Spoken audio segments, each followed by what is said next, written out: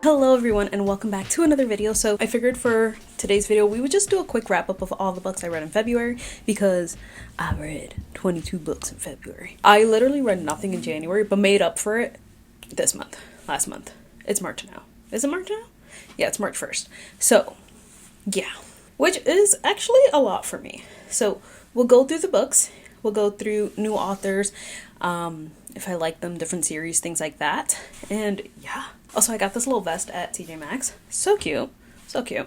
So the first book that I finished in February was Beyond a Doubt by Colleen Coble. And this was book 2 of her series. And it's just about a woman named Bree.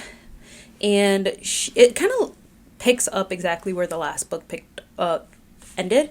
And it is a suspense Christian romance for the most part, but mostly suspense, mystery, and you're trying to figure out what is going on. So there's a new mystery, there's new murder, someone is stalking her and her mother-in-law, and then they might be connected to some murders that are happening, and there's just a lot going on. But I really enjoyed this book, and I also listened to it as an audiobook. So if you have Spotify Premium or even the Spotify Family, I think it's the family plan, whoever's the main person on the account actually gets 15 hours of reading, of audiobook hours every month. So I've been using mine. So I really enjoyed this book, and I've been really liking Colleen Coble. She's very similar to Dee Henderson, except for I feel like her books are a little bit more fast-paced and more mystery, but they're very similar in writing. The second book I read was Refuge by Jill Burrell. This was the second book, but I didn't read the first one. And it was okay. It was fine. I felt like, I don't know, it just felt like it kind of dragged, and like I didn't realize it was a Christian type romance until like halfway, because that's when they kind of started talking about it. So it kind of felt like it just kind of came out of nowhere. But yeah, it's about Emily, who is found after a car accident, bound, abducted, and has lost her memory, and just her navigating that. It was fine, but I felt like really towards like the middle, you get sprinkles of God, and then at the end, it's like, oh, this is a Christian romance. Like, it didn't really lead to that. The next book I read was Even Better Than the Real Thing by Melanie Summers, and this was like a marriage of convenience, grumpy sunshine. I'm trying to remember. Oh, I think this is one where it was alright. I just felt like both their families kind of sucked. It did have 2 short open door scenes if you are not about spicy content. I don't remember which chapters they were. I just kind of like, you kind of know, wait, what book was this? Not gonna lie, I think I'm confused now. Even Better Than the Real Thing. Let's see, Even Better. Oh, okay, so this is the book I'm thinking of. I don't remember there being an open door scene. But there is, because I wrote it, so I wrote that down. It was alright. I just felt like it wasn't a book I would really remember clearly, because I couldn't remember it, nor a book that I would be like, oh yes, you have to read this. It was just an alright book. The next book I read was The Fall Risk by Abby Jimenez, and I think this is my second book from her, second or third book, and I loved it. It's a short book, under 100 pages, a novella, and it was so good. She packed so much into this little book that I really wish it was a full novel.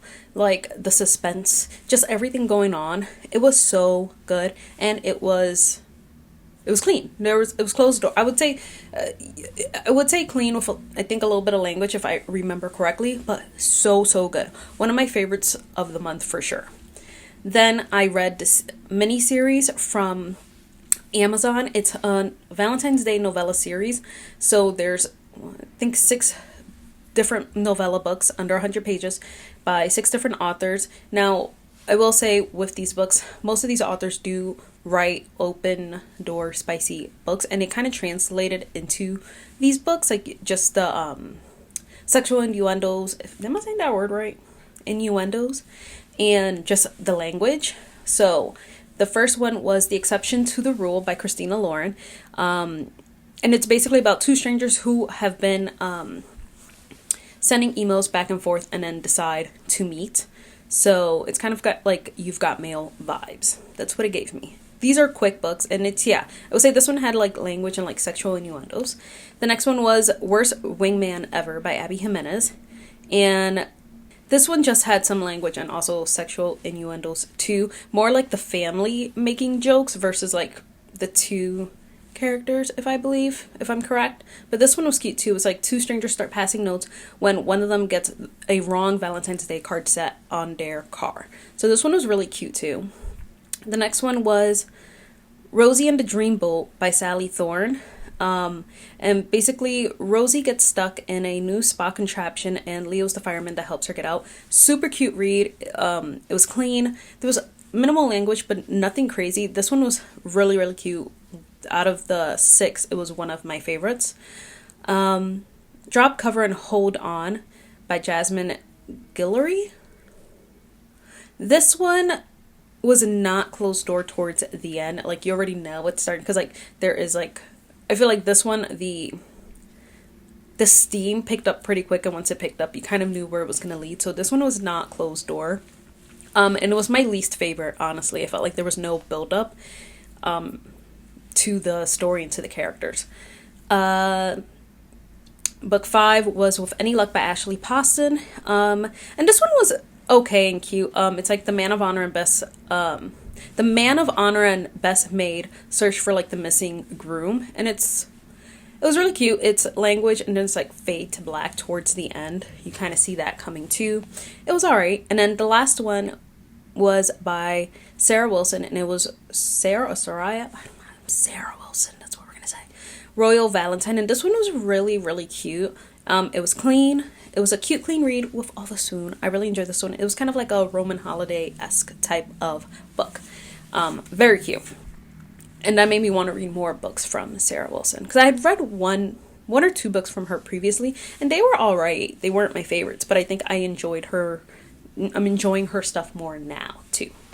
The next book I read, book 11 of February, was Not Quite by the Book by Julie Hatcher, and I will say this was one of my favorites this month. I really, really enjoyed this book. So it's about Emma, and she's trying to find herself, and she seems to be the only one. She feels like she's the only one not moving forward in her life out of her friends and family. It's a book of self-discovery, healing, romance, and Emily Dickinson. She talks about Emily Dickinson a lot. It was cute, and it was, I would say, clean, because there are no sex scenes or anything like that, but there was some language. And yeah, I just felt like I could really relate to this character, and I just really enjoyed the whole thing, and just the whole idea of like not running away, but trying to discover yourself outside of your norm. So I thought it was so good. Definitely would reread again, and I plan on buying it in physical form, because I did read most of these books on Kindle Unlimited or Prime Reading, whatever. The next book was Perfectly Wedded by Grace Worthington. It was a clean hockey romance and marriage of convenience. This was my first from her, and this is like her newer series, and I thought it was so cute. The next book I'm currently reading, the second part to this one. So I thought it was cute. The next book that I read was Almost Like Being in Love by Sarah Wilson again. I feel like her name is Sarah Wilson, but you just never know. It's a cute, clean, time-traveling Scottish romance. Really enjoyed this book. Thought it was great. I enjoyed every piece of it. It was clean, no language. I think I teared up too. Granted, I think it was that time of month, but I definitely teared up at the end of this book. I need to plug in my charger. So that was book 13. So cute. I do want to get that one in paper form too, because I feel like there's a lot of people in my life that would enjoy that book. I just thought it was super cute. The next book that I finished was The Healer by Dee Henderson, another favorite.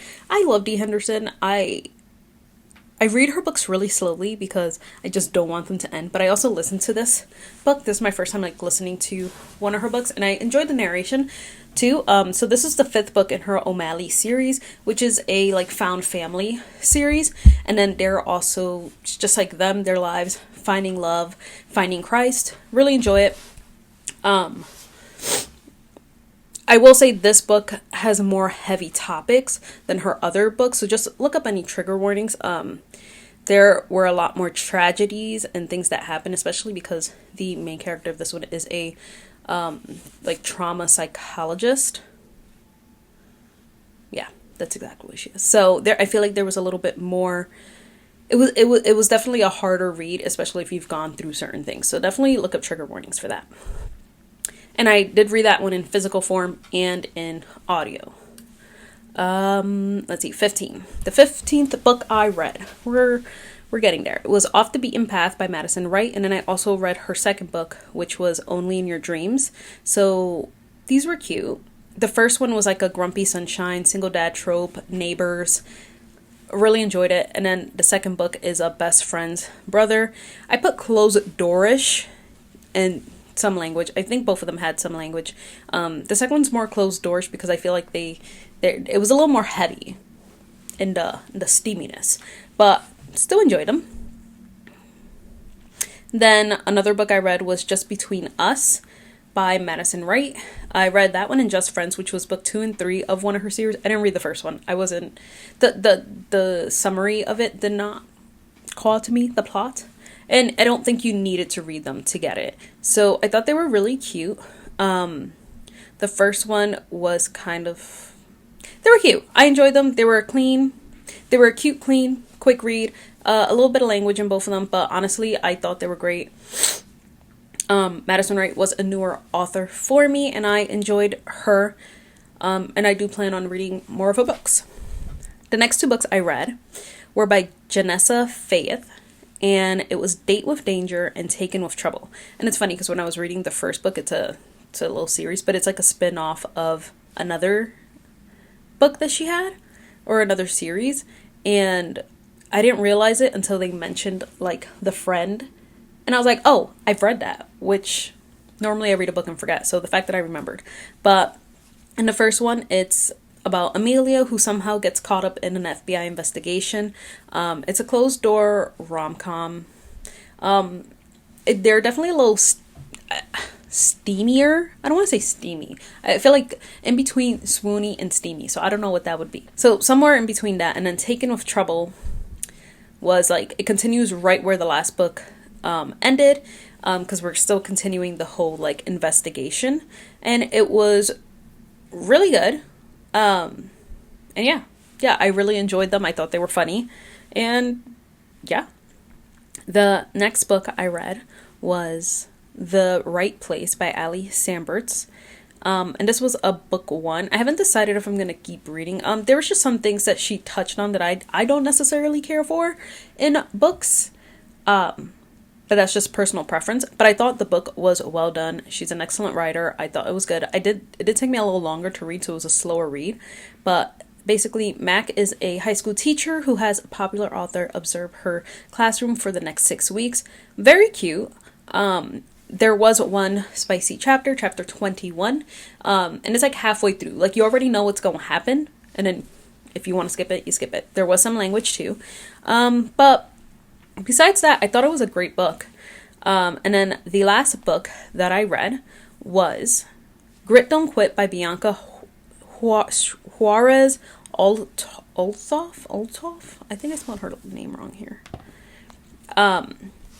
So the best way to describe this was more of a Christian living type of book. And the best way that I can describe this book is like a Christian self-help don't quit book.